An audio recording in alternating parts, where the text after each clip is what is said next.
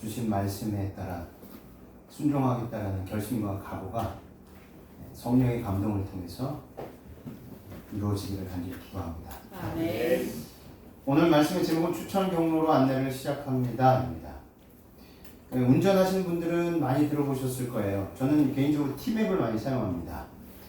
카카오 맵도 사용을 하지만 대부분 이제 T맵을 사용합니다. 그러면 딱 먼저 목적지를 설정하고 탁 누르면 바로 T맵 추천 경로로 안내를 시작합니다 라고 아주 맑고 경쾌한 여성의 목소리로 안내를 시작합니다. 예전에는 그 각 지역 지방 특색 사투리로 나온 버전도 있었다고 하는데 지금은 잘 못 본 것 같아요. 네. 그래서 아주 저희들이 한 번도 가보지 못했고 또 길을 잘 모를 때 항상 이 내비게이션에 의지를 합니다. 네, 내비게이션에 의지를 하다 보면 이렇게 좀 우스운 일도 생긴다고 그래요. 길을 잘 따라갔는데 바로 코앞이 이제 바다입니다. 바다. 조금만 더 갔으면 바다로 빠지는 그런 경우도 있었다고 해요. 그래서 내비게이션만을 너무 믿지 말아라. 네, 그런 이야기를 좀 들었거든요. 아무래도 한계가 있습니다. 기계이다 보니까. 먼저 본문의 말씀 보도록 하겠습니다. 마태복음 4장 18절 22절 말씀입니다. 갈릴리 해변에 다니시다가 두 형제 곧 베드로라 하는 시몬과 그의 형제 안드레가 바다에 금을 던지는 것을 보시니 그들은 어부라 말씀하시되 나를 따라오라 내가 너희를 사람을 낚는 어부가 되게 하리라 하시니 거기서 더 가시다가 다른 두 형제 곧 세베대의 아들 야고보와 그의 형제 요한이 그의 아버지 세베대와 함께 배에서 금을 깁는 것을 보시고 부르시니 그들이 곧 배와 아버지를 버려두고 예수를 따르니라. 아멘. 이렇게 노란색으로 표시해 놓은 것을 주목하시면 될 것 같습니다. 나를 따라오라 라고 예수님께서 말씀하셨을 때 그들은 배를 버려두고 아버지를 육신의 아버지를 버렸다라는 게 아니라 육신의 아버지에게 약속하고 예수를 따르는 거죠. 예수님께서 책임져 주시겠다고. 오해하지 않으셨으면 좋겠습니다. 가끔 어떤 분이 봐라 부모도 버리고 자식도 버리는 이게 기독교냐? 라고 반문하시는 분들이 계시는데 말씀을 잘 이해를 하셔야 되는 것입니다. 내비게이션, 지도를 보이거나 네이버 사전에 보면 이렇게 나와요. 지도를 보이거나 지름길을 찾아주어 자동차 운전을 도와주는 장치나 프로그램은 내비게이션으로 적는다. 그런데 내비게이션은 길 도우미로 순하였으니 우리나라 말로 내비게이션도 영어입니다. 어르신들은 내비게이션이 도대체 무엇이다냐라고 말씀을 하실 거예요. 그래서 우리나라 말로 무엇이다? 길 도우미이다. 자동차 안에 가운데에 있으면 뭐 낭낭한 목소리로 5m 전방에 우회전입니다. 좌회전입니다. 이렇게 낭낭한 목소리로 안내를 해주잖아요. 네, 어르신들이 이거 딱 보면 참 신통방통하다잉 라고 말씀을 하시잖아요. 예? 근데 내비게이션이에요. 할머니 이거 내비게이션이에요. 할아버지 내비게이션이에요. 아버지가 내비게이션이에요. 라고 아들이 이렇게 얘기해주면 내비게이션이 뭐다냐 라고 하죠. 우리말로 무엇이다? 길을 안내를 해주는 도우미입니다 라고 하면 쏙쏙 들어오죠. 예. 그래서 앞으로는 내비게이션보다는 길도우미라고 하면 좋을 것 같습니다. 네, 우리 인생에 길도우미가 있습니다. 우리 인생의 길도우미. 세상 사람들은, 많은 사람들은 이 길도우미를 태어나자마자 길도우미가 누구예요? 엄마, 아빠예요. 네. 울면은 젖 줘야 되죠. 밥 줘야 되죠. 그러니까 엄마, 아빠한테 의지할 수밖에 없습니다. 네. 그리고 이제 좀 자랐다고 학교를 가네요. 학교 가서 배우면서 인생의 길 도우미가 이 배움을 통해서 이르러 오는구나. 그리고 선생님을 만납니다. 네, 좋은 선생님, 또 나랑 안 맞는 선생님, 다양한 선생님을 만나죠. 친구를 만나죠. 또 선배를 만나요. 네. 그리고 책을 통해서 간접적으로 우리들은 경험을 합니다. 책을 통해서 전 세계 역사를 배우죠. 유명한 곳을 가보지는 않았지만 책과 또 영상과 매체를 통해서 우리는 간접적으로 경험을 합니다. 그리고 여행을 가요, 실질적으로. 그리고 경험을 하고 또 9번째, 운이죠. 운, 행운. 네. 이 행운을 우리가 또 믿는 경우가 있습니다. 그리고 유전자의 힘 무엇입니까? 부모로부터 물려받은 거예요. 재능, 달란트, 성향, 성격. 네. 요즘 우리 아이들도 그렇고 어른들도 MBTI 검사를 참 좋아하는 것 같아요. 근데 저는 개인적으로 MBTI 이렇게 받아봤지만 개인적으로 그 MBTI에서 나온 성격의 유형을 믿지 않습니다. 왜냐하면 하나님께서 12가지의 그 과일뿐만 아니라 12가지의 그 캐릭터를 우리들에게 주셨거든요. 그러니까 MBTI에서 당신은 소심하고 당신은 좀 적극적인 것보다는 수동적이고 능동적인 것보다는 뭐 이렇게 다양하게 나오잖아요. 근데 사람들이 나는 이런 성격이구나. 물론 도움이 되기는 하지만 그것이 전부가 아니라는 것입니다. 내가 아직도 발견하지 못한 내 안에 하나님께서 주신 잠재력이 있어요, 없어요? 있어요. 그렇기 때문에 그것만을 가지고 우리 자신을 평가할 수는 없다는 것입니다. 그래서 우리나라 사람들 되게 좀 집착하는 것 같아요. 너 A형이야? O형이야? B형이야? AB형이야? 너는 O형이라서 그렇구나. B형이라서 그렇구나. 미국 사람들한테 물어보잖아요. 몰라요. 굳이 알고 싶어 하지 않아요. 그리고 그거에 대해서 굉장히 반감을 또 갖는 경우를 제가 봅니다. 그러니까 그만큼 자기가 어떤 타입이, 어떤 성격의 소유자인 것, 그거를 알아가는 건 중요하지만 딱 단정지어서 나는 이러니까 이렇구나 라고 결정짓는 것은 별로 우리들에게 큰 도움이 되지 않는다고 저는 생각을 합니다. 많은 사람들이 이 명언들을 참 좋아해요. 그래서 이 명언을 통해서 나의 인생의 길잡이를 삼을 때도 있습니다. 고속도로 휴게소, 특별히 화장실에 가시면 또 다른 데 가시면 열심히 이렇게 뭔가를 이렇게 처리하죠. 이렇게 배설을 하면서 시선이 딱 마주치는 곳에 명언들이 있습니다. 네. 저도 참 그거를 좋아합니다. 명언들을 이렇게 보기를 좋아해요. 네. 이 프랑스의 소설가인데요. 이 폴 브루제는 생각하는 대로 살지 않으면 결국에는 사는 대로 생각하게 된다 라고 했습니다.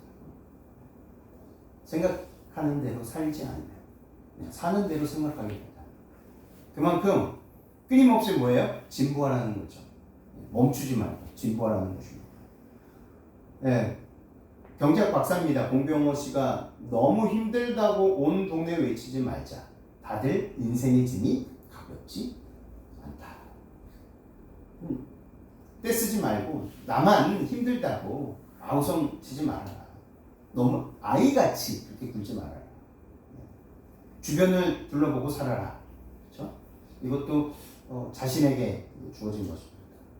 스마일이라는 사람이 이렇게 있습니다. 나약하고 게으르면 목적도 없는 사람들에게는 행복한 일이 일어날 수 없다. 아무 의미도 발견할 수 없기에 행운은 그들 곁을 지나가 버린다. 꿈을 가지라고 합니다. 혹시 그 꿈을 이루지 못한다 하더라도 꿈을 가져라라고 해요. 우리 아이들한테도 그 이야기를 하죠. 너희들의 꿈이 뭐니? 근데 안타깝게도 제가 몇 년 전에 약물 오남용 때문에 여러 학교를 다니면서 금연, 금주, 또 흡연 이런 걸로 인해서 얼마나 우리의 몸과 마음이 상하게 되는지 그것을 강연하러 다닌 적이 있습니다. 물어봐요. 꿈이 있니? 라고 물어보면 대부분이 아니요, 없는데요. 얘기합니다. 그게 우리나라 중고등학교의 현실이에요. 우리 아이들의 현실이에요. 삶의 목적과 삶의 이유와 또 목표하는 곳을 향하여 내가 달려가는 것만큼 삶이 재밌고 또 exciting, 정말 흥미진진한 것이 없는 것입니다. 근데 꿈이 없어요. 내가 왜 사는지도 몰라요. 그러면 얼마나 몸이 건조할까요? 그렇죠?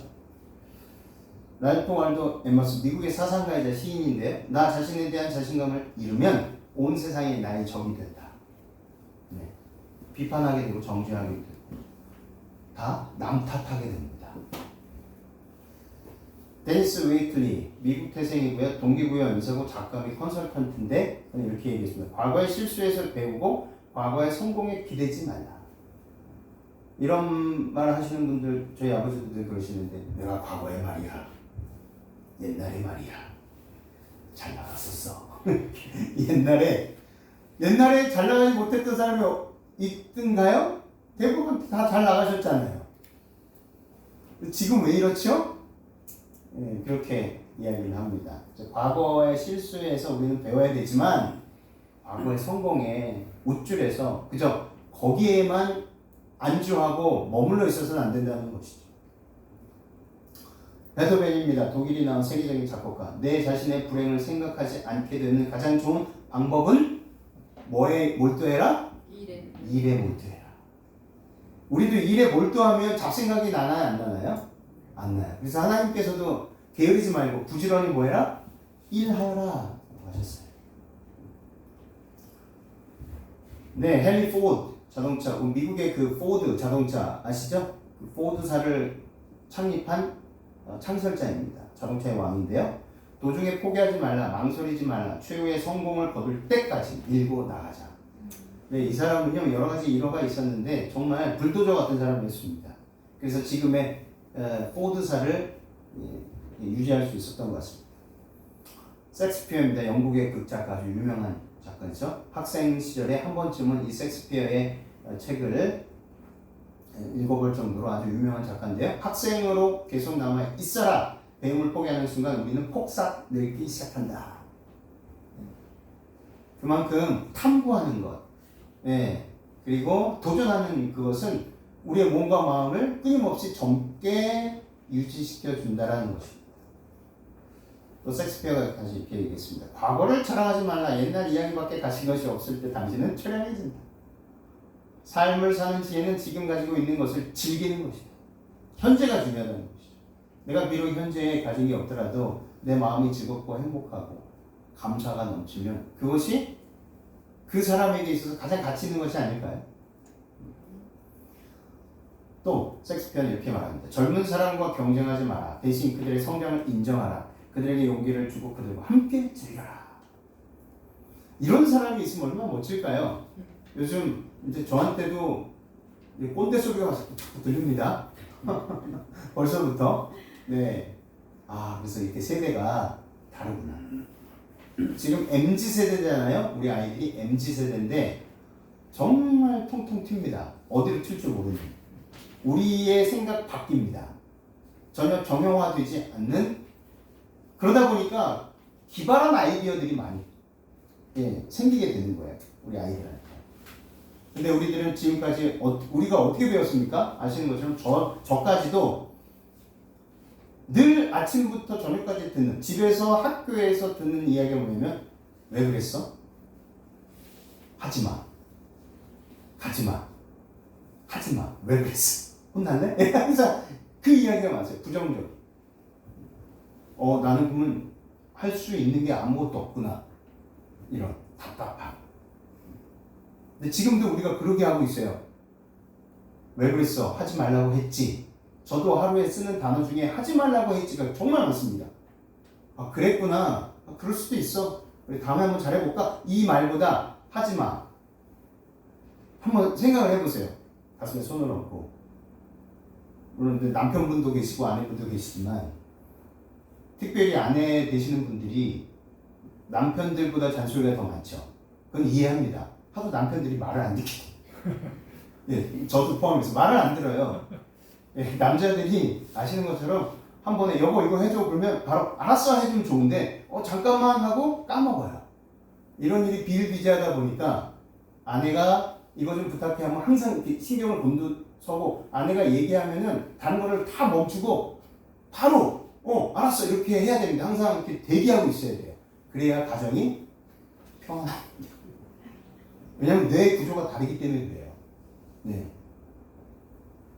화성에서 온 남자인가요? 네, 금성에서 온 여자. 달라요. 행성도 다르고 생각하는 이 구조 자체가 다르기 때문에 인정을 하셔야 됩니다. 나만 봐달라고 당신은 그것도 이해를 못해? 내가 밖에 나가서 쎄빠지게 고생하고 돈 벌어오는데 그거 하나 이해를 못해? 라고 그때부터 아내의 입은 딱 닫습니다. 그리고 한 2박 3일 가요. 그게 보편적이에요. 어떤 분은 한 일주일 가시더라고. 어떤 분은 한 달 가시고. 그러면 그때 쭈뼛쭈뼛 가가지고 막 이렇게 건들죠. 내가 미안해. 잘못했다고 했잖아. 이제 그만해. 그러면 한마디 합니다. 아내가. 당신은 아직도 내 마음을 몰라. 그때부터 남편들은 이제 친구한테 전화를 해서 밖에 나가서 뭐 합니까? 고민 상담을 해요. 너의 집사람도 그러니? 너의 아내도 그러니? 거의 비슷해요. 네. 그렇기 때문에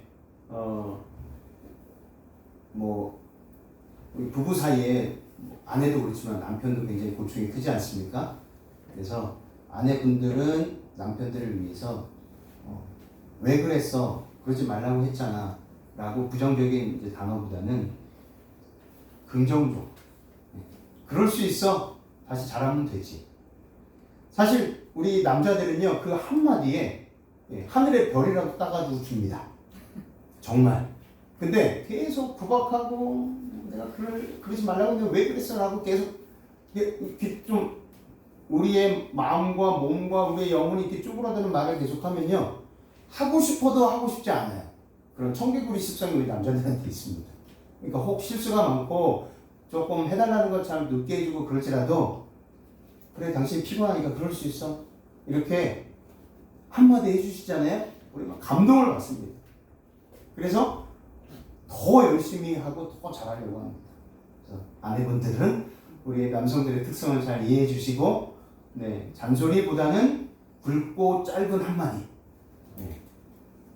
내가 당신을 사랑하는 거 알지? 그리고 큰 소리 치는 것보다는요 낮은 소리로 똑같은 톤으로 여보 나 좀 볼래? 이것을 남편들은 제일 무서워. 가장 긴장하는 말이에요.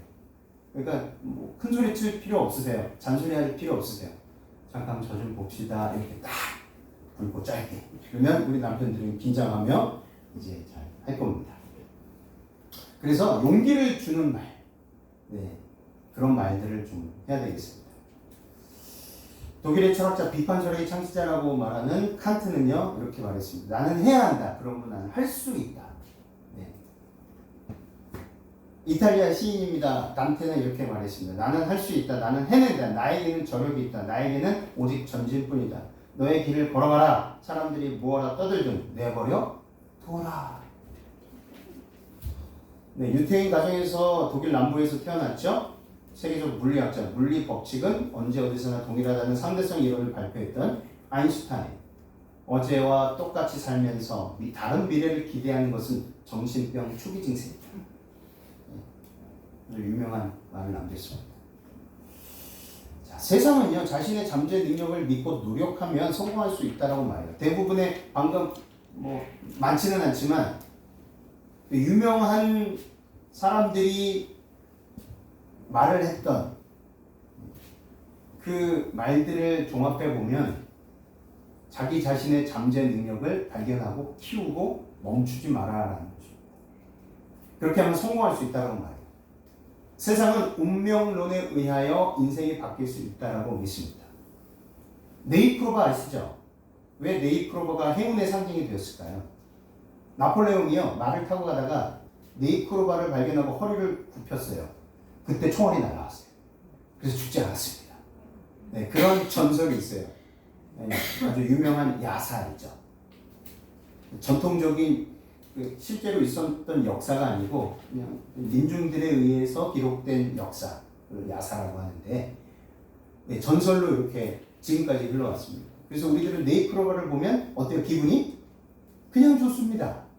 우리의 머리에 정보가 어떻게 이렇게 쌓였냐면 네이프로바는 행운을 상징하는 것이라고 어렸을 때부터 배워왔기 때문에 그래요.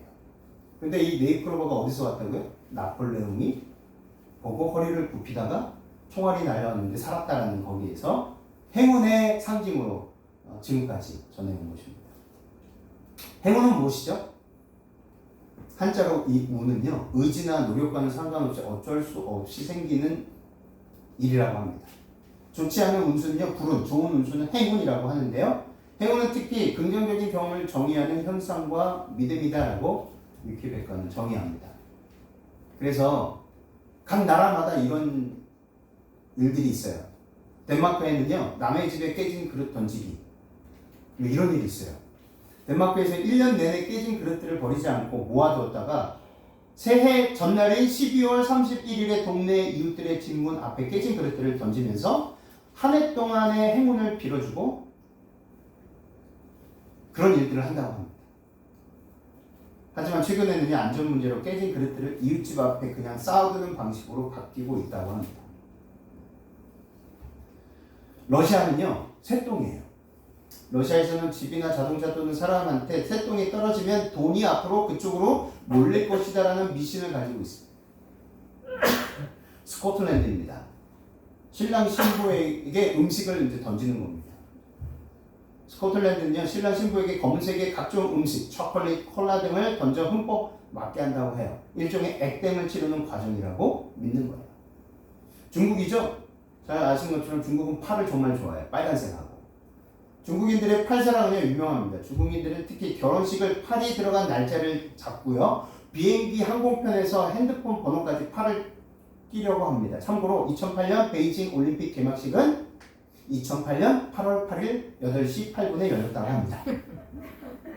이 정도로 팔을 정말 좋아하는 나라. 복을 좋아하는 나라가 중국이잖아요. 항상 그 복주머니에 빨간색, 홍색의 복자가 탁 있습니다. 집집마다 다 있죠. 빨간 속옷 입고 포도 12알 먹기. 스페인입니다. 1월 1일 12시가 되는 순간 스페인 사람들은요, 12개월을 의미하는 12알의 포도를, 청포도를 먹는다고 해요. 독특합니다. 왜냐하면 서로한테 행운을 빌면서 종이 한 번 칠 때마다 하나씩 먹는데 빨간 속옷을 입는 미신이 있는데, 이 문화는 중세시대 당시 악마를 상징하는 색이라고 해서 외부에 입는 것이 금지되었기 때문이라고 합니다. 영국입니다. 일어나면서 토끼를 외치죠. 1900년대 초부터 영국에서는요, 매월 첫째 날 아침에 침대에서 일어나면서 rabbit을 외치고 일어나야 그 한 달 동안 행운이 따라온다는 미신이 있습니다. 심지어 미국의 대통령이었던 프랭클린 루즈벨트도 매월 rabbit을 외치면서 일어났다고 합니다.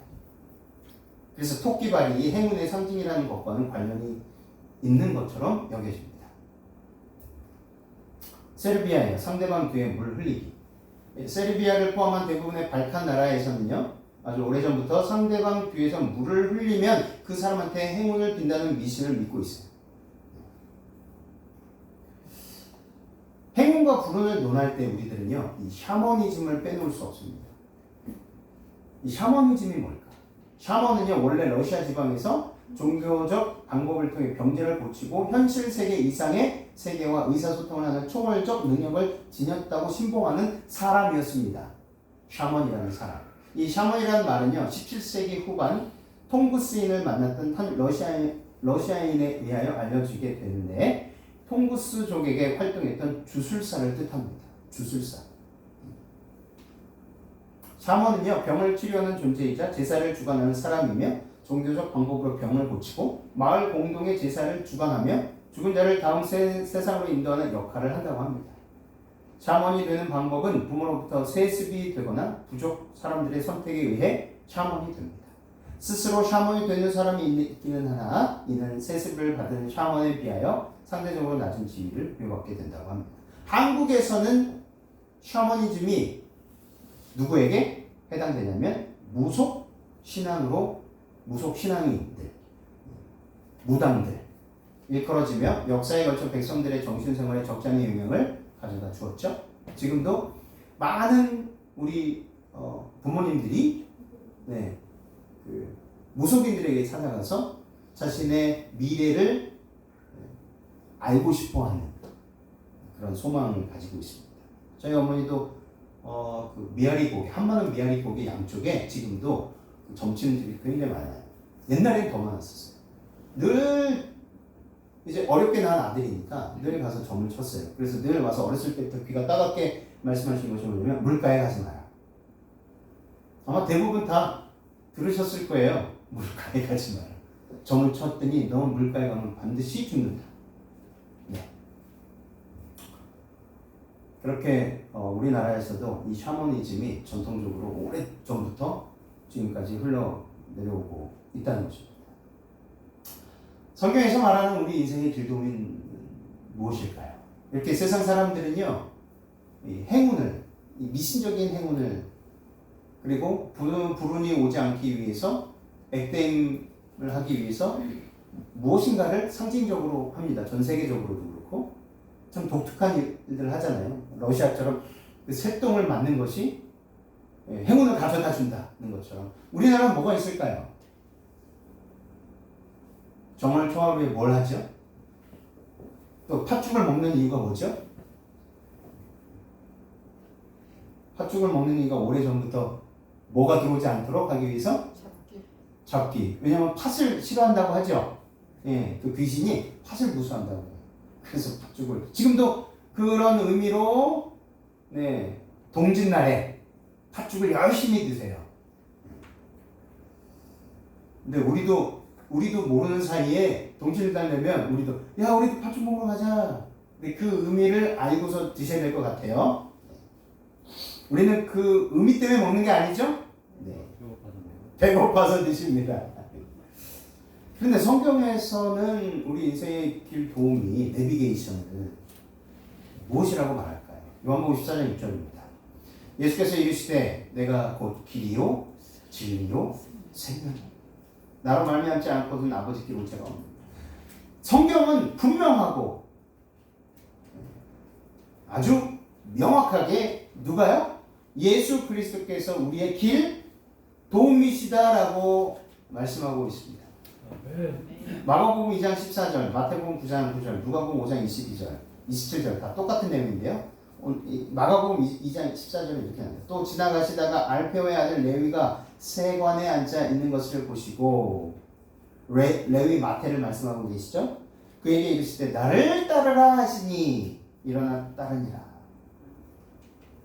또 마태복음 19장 21절 예수께서 이르시되 내가 온전하고자 할진대 가서 내 소유를 팔아 가난한 자들에게 주라. 그리하면 하늘에서 보화가 내게 있으리라. 그리고 와서 나를 따르라 하시니 젊은 부자 관원의 질문에 답하신 예수님의 답변이셨어요. 부자 관원에게도 뭐라고 하셨죠? 나를 따르라. 제자들에게도 나를 따르라. 요한복음 1장 43절 이튿날 예수께서 갈릴리로 나가려 하시다가 빌립을 만나 이르시되 나를 따르라 하시니. 시대서만 152쪽에 이렇게 나와 있습니다. 그는 예수께서는 자기 제자들에게 이것을 하라 저것을 하라 명령하지 않으시고 뭐를 하라고 말씀하셨다고요? 나를 쫓으라, 나를 따르라 라고 말씀하셨어요. 이거에 저거에 하자. 나를 쫓으라. 나를 쫓으라. 나를 따르라는 의미는 무엇일까요? 예수님을 따라간다는 참된 의미가 무엇일까? 누가복음 15장 4절 7절입니다. 너희 중에 어느 사람이 양 100마리가 있는데 그 중에 하나를 잃으면 99마리를 들에 두고 그 잃은 것을 찾도록 찾아다니지 아니하느냐. 또 찾은즉 즐거워 어깨에 메고 집에 와서 그 벗과 이웃을 불러 모으고 말하되 나와 함께 즐기자. 나의 잃은 양을 찾아노라 하리라. 내가 너에게 이르노니 이와 같이 주인 하나가 회개하면 하늘에서는 회개할 것 없는 의인 99을 인하여 기뻐하는 것보다 더하리라.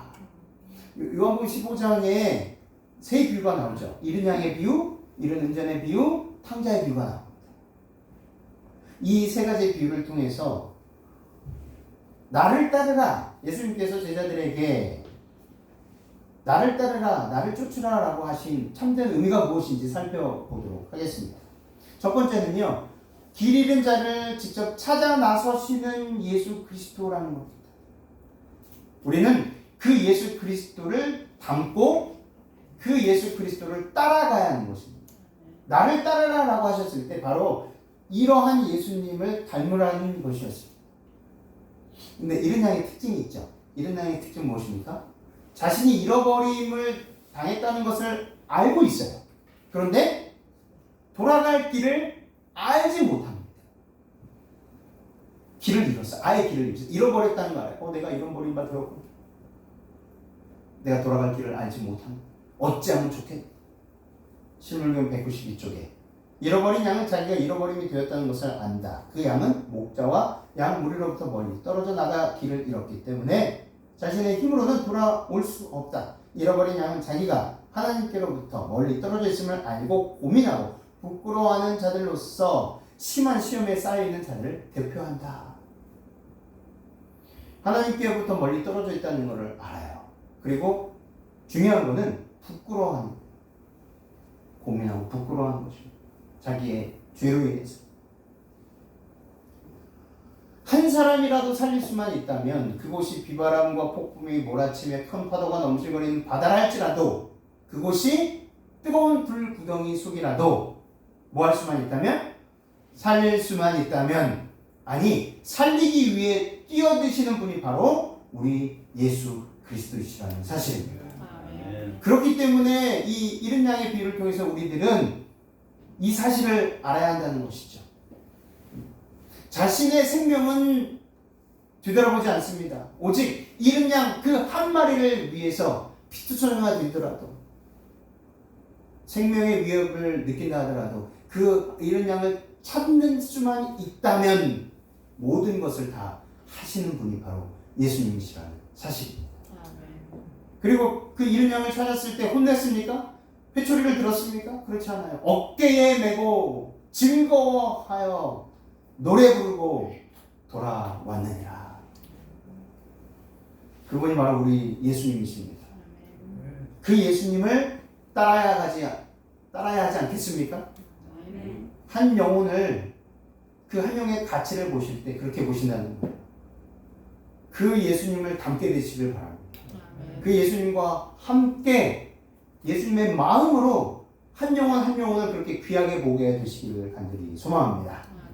두 번째는요, 끝까지 포기하지 않으시는 주님이세요. 구원의 선물을 거절하는 영혼일지라도예요. 이른 은전의 특징이 바로 그렇다는 거죠. 이른 은전의 특징은 무엇입니까? 잃어버린 바 되었다는 사실조차 모르고 있다는 거예요. 하나님이 누구이신지도 몰라요. 내 창조주인지도 몰라요. 인정하지도 않아요. 누가복음 15장 8절 10절에 어느 여자가 10드라크마가 있는데 하나를 잃으면 등불을 켜고 집을 쓸며 찾도록 부지런히 찾지 아니하겠느냐. 또 찾은즉 벗과 이웃을 불러 모으고 말하되 나와 함께 즐기자. 잃은 드라크마를 찾아노라 하리라. 너희에게 이르노니 이와 같이 죄인 하나로 회개하면 하나님의 사자들 앞에 기쁨이 되느니라. 잃은 양도 마지막에 뭐라고 하셨죠? 이 한 영혼이, 회개하는 한 영혼이 하늘의 기쁨이 된다라고 하셨어요. 그러니까 계속해서 하나님께서는 이른 양의 비유를 통해서도, 이른 은전의 비유를 통해서도 내가 나의 죄 때문에 슬퍼하고 돌아갈 길을 모르는 사람일지라도, 내가 하나님을 인정하지 아니하고 오히려 하나님을 저주하는 사람일지라도 모두 다 똑같이 귀한 영혼으로, 그 귀한 가치를 지니고 있는 영혼으로 보신다는 것입니다. 실물경 192쪽. 잃어버린 은전은 허물과 죄로 잃어버림을 당했으나 저희가 잃어버린 상태에 놓여있는 줄을 깨닫지 못하는 자들을 표상한다. 그들은 하나님께로부터 멀리 떨어져 있으나 그것을 알지 못한다. 저희의 영혼이 위태한 가운데 있으나 저희는 그것을 의식하지 못할 뿐 아니라 관심도 없다. 관심도 없어요. 이 비유로서 그리스도께서는 하나님의 요구에 무관심한 태도를 가진 자라도 하나님의 사랑의 대상이 된다는 것을 가르치셨다. 우리가 실수하는 부분이 무엇입니까? 자주 실수하는 부분이, 저 사람은 하나님을 믿지 않을 뿐더러 하나님을 저주하는 사람이다. 가까이서는 안 되겠다. 라는 것이죠. 근데 하나님께서는 그럴지라도 그 사람을 포기하지 않으신다는 거예요. 실문 194쪽. 먼지와 쓰레기 속에 묻혀있는 은전도 역시 은전이다. 그렇죠. 그 소유자가 그것을 애써 찾는 것은 그것이 귀중한 가치를 지니고 있기 때문이다. 그처럼 사람이 죄로 인하여 몹시 타락했을지라도 하나님이 보시기에는 그들이 매우 귀한 존재들이다. 돈에 통치자의 화상과 글이 있는 것처럼 사람도 창조되던 당시에는 하나님의 형상과 성품을 지니고 있었다. 비록 지금은 죄의 영향으로 인하여 그러한 흔적이 손상되고 희미해지긴 했지만 아직도 각 영혼에게는 그것이 남아있다. 무엇이 남아있습니까? 하나님의 형상과 모양이 남아있다는 것입니다. 훼손되었지만 완전히 100%다 훼손되지 않았다는 것이지요. 하나님께서는 그러한 영혼을 회복시켜 그들에게 의롭고 거룩한 당신의 형상을 재생시키고자 하신다. 회복시키고자 하신다. 우리를 찾아오신 목적이 그것이에요. 우리 스스로 하나님을 떠나서 훼손됐지만 망가졌지만 하나님의 형상과 모양이 여전히 우리에게 남아있다는 것입니다. 그러므로 나를 따르라 하셨을 때 어떤 것을 따르냐 하는 것입니다. 그것은 바로 예수님께서 당신을 저주하는 악한 사람일지라도 그들을 끝까지 포기하지 않으신다는 것입니다. 그 정신을 우리가 이어받고 그러한 예수님을 따르는 것입니다. 세 번째는 무엇입니까? 죄인을 용서하시는 예수님. 돌아가야 한다는 사실을 알고 있는 탕자, 반면에 그 탕자, 죄인을 사랑하지 않는 형 받아들입니다. 내가 일어나 아버지께 가서 이르기를 아버지여 내가 하늘과 아버지께 죄를 얻었사오니 지금부터는 아버지 아들의 일컬음을 감당치 못하겠나이다. 나를 품고 내 하나로 보소서 하리라 하고 이에 일어나서 아버지께 돌아가리라. 아직도 상거가 뭔데? 아직도 상거가 뭔데? 아버지가 저를 보고 치근히 여겨 달려가 목을 안고 입을 맞추니 집 어귀에서 아들이 올까 안까 오매불망 끊임없이 하루가 멀다 하고 끊임없이 아침 저녁으로 그 마을 어귀 입구에서 서 있습니다. 아들을 기다리기 위해서. 멀리서 그 탕자가 그 아버지를 발견하고 들어갈까 말까 들어갈까 말까.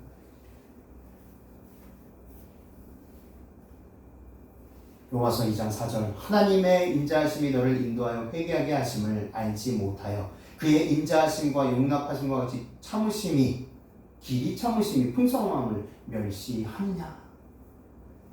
예레미야 30장 3절 내가 영원한 사랑으로 너를 사랑하기에 인자함으로 너를 이끌었다 하였노라. 탕자를 집으로 이끌게 한 것은요 아버지의 사랑이었습니다. 그가 기억하게 되었어요. 어렸을 때 얼마나 자기 자신을 사랑하고 아끼고 애지중지 그렇게 보셨는지. 이와 같이 죄인으로 하여금 하나님께로 돌아오도록 강권하는 것은 하나님이 그들을 사랑하신다는 보증입니다. 하나님의 사랑으로부터 오는 은혜와 긍휼은요 금쇠사슬이 되어 위기에 처해 있는 모든 영혼의 주위를 둘러싸고 있다는 거예요. 스물론 202쪽 침착성이 없던 청년 시절의 탕자는 자기 부친을 엄격하고 가혹한 사람으로 보았다. 그러나 이제 자기 부친에 대한 그의 생각은 얼마나 다른가. 이와 같이 사단에게 속임을 당한 자들은 하나님을 가혹하고 각박한 분으로 본다. 그들은 하나님을 마치 저희를 비난하고 정죄하려고 어떤 꼬투리를 잡으려는 분으로 보며 저희를 도와주실 상당한 이유가 없는 한 죄인을 받아주려 하지 않는 분으로 보입니다. 사단이 심어준 생각이에요. 아버지가 아주 엄격하신 분, 조금도 은혜가 없는 분. 이사야 44장 22절 내가 내 허물을 빽빽한 구름같이 내 죄를 안개같이 없이 하였으니 너는 내게로 돌아오라. 내가 너를 구속하였음이니라. 바닷속 깊은 곳에 던져 다시는 꺼내보지 않겠다라는 주님의 그 약속의 말씀을 믿게 되시길 바랍니다. 예레미야 31장 34절 내가 그들의 악행을 사하고 다시는 그 죄를 기억지 아니하리라. 근데 우리는요 자꾸 너 1년 전에 12월 25일에 크리스마스 때 12시 30분에 어느 곳에서 이런 말 했었지. 용서하지 못해. 죽을 때까지. 우리가 그런 존재예요. 근데 예수님은 어땠다고요? 탕자를 용서하시되 예수님이 탕자의 비유를 통해서 아버지가 탕자를 용서하시되 어떻게 용서하셨다고요? 다시는 탕자의 실수와 죄를 뭐하지 않겠다? 기억지 않겠다. 그래서 탕자는 너무 부끄럽고 죄스럽고 너무 자기 자신이 너무 한탄스러워서 품꾼의 한 사람으로 여겨주십시오라고 했는데 아버지가 어떻게 했어요? 말 같은 소리를 해야지. 그게 말이냐? 하고서 뭐 했어요? 종들에게 옷을 가지고 와라. 가락지를 바꿔서 띄워줘라. 그리고 살찐 송아지를 잡아라. 이런 분이 우리 하나님이십니다. 이사야 55장 7절 악인은 그 길을 불의한 자는 그 생각을 버리고 여호와께로 돌아오라.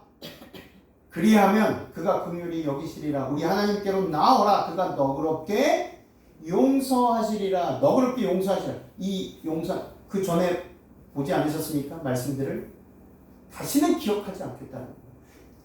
하나님의 용서하심은요 완전한 용서하심이에요. 우리처럼 죄송해요 잘못했어요. 그래 다시는 그러지 마. 근데 말이지 아직도 남아있어. 왜 그랬어? 하루가 지났어요. 부장님 예 제가 다시는 실수하지 않겠습니다. 그래 내가 다 용서했잖아. 그런데 이대리 왜 그랬어? 계속 끄집어내는 겁니다. 그럼 사람이 어떻게 돼요? 위축되죠. 그리고 내가 이렇게 살아야 되나? 정말 자괴감이 듭니다. 근데 우리 하나님께서는 그러지 않으셨어요. 예레미야 50장 20절 여호와의 말씀이니라. 그날 그때는 이스라엘의 죄악을 찾을지라도 없겠고 유다의 죄를 찾을지라도 찾아내지 못하리니 이는 내가 남긴 자를 용서할 것입니다. 아멘. 비유에서 이 탕자의 잘못을 견책하거나 조소하는 장면이 전혀 없습니다. 그 아들은 자기의 과거가 용서함을 받고 용서함을 받고 잊어버린 바 되었으며 영원히 그의 죄가 도말되었다는 것을 경험하게 되었습니다. 이와 같이 하나님께서도 죄인에게 내가 내 허물을 빽빽한 구름같이 사라짐같이 내 죄를 안개에 사라짐같이 도말하였다라고 이사야 44장 22절에 말씀하셨습니다. 예레미야 31장 34절에도 내가 그들의 죄악을 사하고 다시는 그 죄를 기억하지 아니하겠다고 얘기했어요. 요한복음 6장 37절 내게 오는 자는 내가 결코 내쫓지 않으리라. 그가 과거에 어떤 죄를 범했을지라도 그리고 그가 지금 어떤 죄를 범하고 있을지라도 당신께 찾아오는 그 죄인을 뭐하지 않겠다? 버리지 않겠다. 그래서 우리들은요 이 다윗의 시를 기억해야 됩니다. 우슬초로 나를 정결케 하소서. 내가 정하리이다. 나를 씻기소서. 내가 눈보다 희리이다. 우리 자신을 개선하여 하나님께 나아가도 될 만큼 충분히 선한 사람이 될 때까지 그리스도께 나아갈 수 없다고 속삭이는 원수의 말을 듣지 말게 되시길 바랍니다. 만일 우리가 그때까지 기다린다면 우리는 결국 그리스도께 나아갈 수 없을 것입니다. 사단이 우리의 더러운 옷을 가리키며 그런 말을 할 때에는 내게 오는 자는 내가 결코 내어쫓지 아니하리라 라는 말씀, 이 약속의 말씀을 모두가 다 암송하게 되시기를 바랍니다. 오늘 말씀을 마치면서 나를 따르라 예수님을 쫓는다는 것에 참된 의미를 살펴보았습니다. 첫 번째는요 뭐냐면 수단이 되어서는 안 된다. 예수님을 따른다는 것이 수단이 되어서는 안 된다는 거예요. 많은 사람들이 내가 저 사람을 따라가서 저 사람에게 무엇인가 얻을 것이 있을 거야. 내가 얻고자 하는 목적을 이루기 위해서 사람을 따르는 경향이 있어요. 그렇죠? 그러지 말라는 거죠.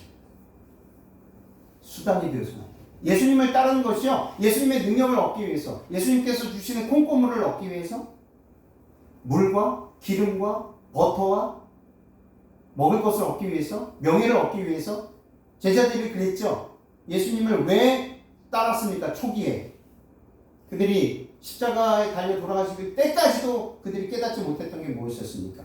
우리의 왕이 되셔야 했었는데 우리나라를 로마로부터 벗어나게 해주는, 그래서 우리나라를 강대한 나라로 삼게 해야 할 왕으로서 내가 그를 따랐는데 이게 어찌된 일인가? 예수님을 따르실 때 제자들처럼 예수님의 능력을 얻고자 따르지 않게 되시길 바랍니다. 예수님은 우리의 아버지예요. 창조주세요. 아버지가 돈이 없다고, 가난해졌다고, 병이 들었다고 내 아버지가 아닙니까? 병이 들었다고 버립니까? 그 자식을 무슨 자식이라고 얘기해요? 불효고 거기에 더 심한 말도 있죠. 네, 하지 않겠습니다. 우리는 그런 자식이 되면 안 된다는 거예요. 우리를 낳아주신 분이세요. 수단이 되어서는 안 된다는 거죠. 그래서 목적이 돼야 돼요. 예수님을 따르는 건 목적이 돼야 돼요. 주님과 같아지는 것이. 흉내내지 말고 같아져야 돼요. 그냥 그리스도인 것처럼 사는 흉내내는 게 아니에요. 이미테이션이 아니에요. 가짜가 아닙니다. 그리고 나의 뜻이 주님의 뜻과 뭐 해야 됩니까? 일치해야 하는 거죠. 그것이 바로 나를 따르라라는 예수 그리스도의 말씀과 동일시 된다는 것입니다. 마다들은 이기심과 그의 반면에 마다들은 어땠습니까? 마다들은 이기심과 질투심에 사로잡혀 그의 동생의 모든 행동을 비평하고 조그마한 결점에 대해서 비난하고 늘 엿보고 있었다. 그는 동생의 잘못을 하나하나 찾아내어 할 수 있는 대로 그것을 이용하고자 했다. 그리하여 그는 자기 용서하지 않는 정신을 변명하려 했다.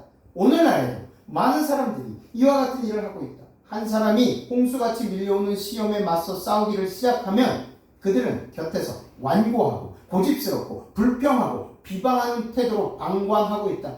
저희가 하나님의 자녀라고 자칭하지만 실제로는 사단의 정신을 따라 행하고 있는 것이다. 이 말씀에 비춰서 우리 자신을 뒤돌아보게 되시길 바랍니다. 우리는 탕자인가 아니면 탕자의 형인가? 늘 하나님 곁에서 하나님 말씀대로 살았습니다. 그렇게 주창하고 자고하지만 죄인들을 볼 때 자고하고 아주 고집스럽고 불평하고 비난하는 태도를 갖고 있지는 않는지 모르겠다는 거죠. 그들을 불쌍히 여기고 그들을 다시 하나님께로 돌이키기 위해서, 하나님께로 인도하기 위해서 얼마나 예수님처럼 그 용서와 그 사랑과 그런 마음으로 그 죄인들을 우리가 대했는지 살펴보게 되시길 바랍니다.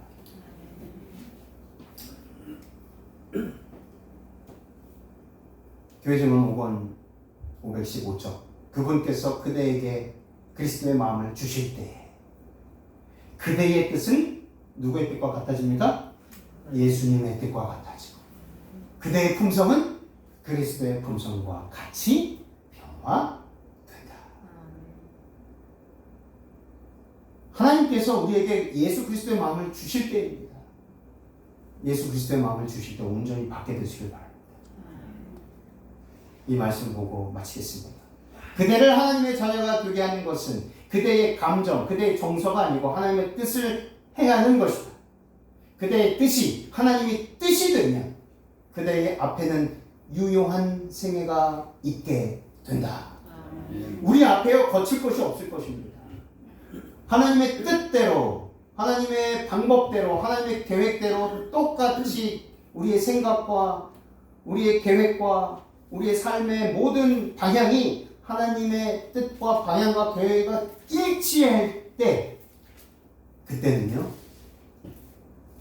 우리는 세상 앞에서 그 어떤 것도 두려울 것이 없게 되는 것입니다. 이 세 가지 꼭 기억하시고 예수 그리스도를 따르실 때 그분이 행하신 대로 그분이 보여주셨던 대로 따르고 행하신 저와 여러분들이 되시길 간절히 바라며 말씀을 마치겠습니다. 아멘.